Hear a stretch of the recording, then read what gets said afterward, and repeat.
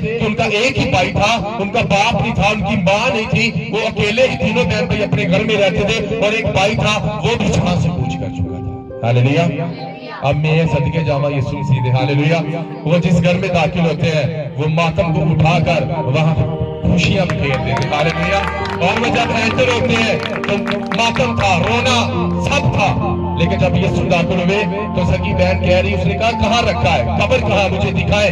तो सगी बहन कहती, खुदावन अब तो उसमें से बदबू भी आती होगी। उसने कहा डोंट वरी, जहां मेरा हाथ खड़ा हो जाएगा वहां कीड़े पड़े जिस्म भी खड़े हो जाते हैं, क्योंकि मेरे यीशु की आवाज में ही ऐसा जोर है। और जब मेरा यीशु उस कब्र पर जाता है तो लिखा है वो अपना हाथ आसमान की तरफ उठाकर कहता है, ऐ मेरे रब, ऐ मेरे बाप, मैं हमेशा से तेरी शुक्रगुजारी करता हूँ कि तू हमेशा ही से मेरी दुआ सुनता रहा है। और कोई जोर नहीं लगा, कुछ नहीं हुआ, सिर्फ शुक्रगुजारी की। अपने हाथ को जिस तरह आज आप अपने हदिये लेकर खुदा की जुड़ी में आए हैं, शुक्रगुजारी की